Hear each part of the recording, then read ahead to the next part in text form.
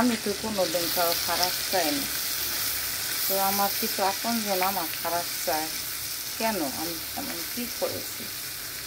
হয়তো একটু ভাই বোন নিয়ে ভালো থাকতে চাই, ভাই বোনের সাথে ভালো সম্পর্ক বজায় রাখতে চাই, এটাই কি আমার অপরাধ?